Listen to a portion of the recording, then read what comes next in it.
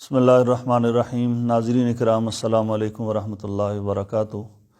کافی عرصے سے اس چیز کا مشاہدہ کیا جا رہا ہے کہ گھروں میں اور مسجدوں میں کرسیوں پر نماز پڑھنے والوں کی تعداد میں اضافہ ہو رہا ہے، اور بغیر تحقیق کے، بغیر سمجھنے کے، پوچھنے کے لوگ اور گھروں میں مائیں بہنیں بیٹیاں آرام سے تن آسانی کے لیے کرسی پر بیٹھ کر نماز پڑھنا شروع کر دیتی ہیں، حالانکہ نماز کے لیے قیام کرنا فرض ہے۔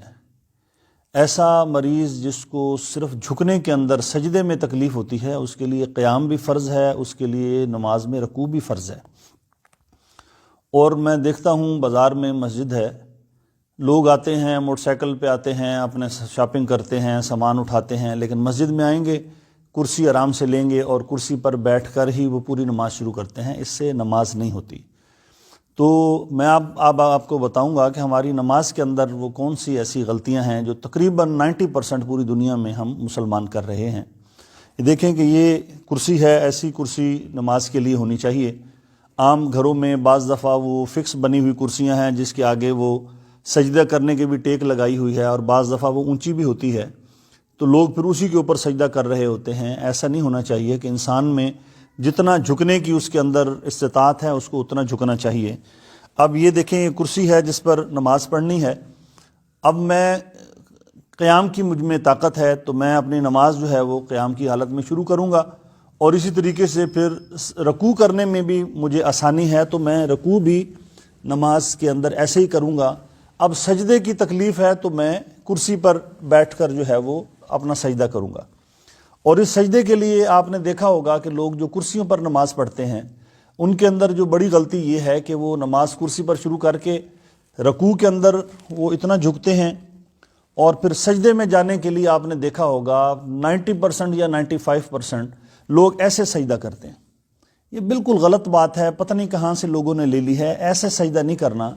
وہ میرے بزرگ اور مائیں بہنیں بیٹیاں جن کو رکوع اور سجود میں شرعاً واقعی اتنی تکلیف ہے کہ نہ وہ کھڑی ہو سکتی ہیں نہ وہ بیٹھ سکتی ہیں، ان کے لیے یہ ہے کہ جب وہ نماز پڑھ رہی ہیں یا وہ حضرات جو نماز پڑھ رہے ہیں رکوع میں وہ اتنا جھکیں گے، سمیع اللہ لمن حمیدہ کر کے۔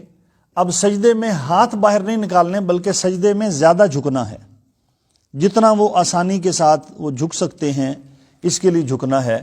تو یہ طریقہ بالکل غلط ہے کہ جو لوگ رکوع میں تو اتنا جھکتے ہیں اور سجدے میں ہر کوئی اپنا ہاتھ باہر نکالتا ہے۔ یہ غلطی ذہن میں رکھیں کہ سجدے میں باہر ہاتھ نکالنا کوئی جائز نہیں ہے اور کوئی ضروری نہیں ہے، نہ یہ کوئی دین کا مسئلہ ہے۔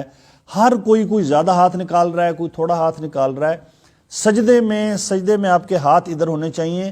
رکوع اتنا اگر آپ جھک سکتے ہیں ٹھیک ہے، سمیع اللہ لمن حمیدہ کہہ دیا۔ اب سجدے کے لیے آپ کو زیادہ جھکنا جتنا آپ آسانی کے ساتھ جھک سکتے ہیں۔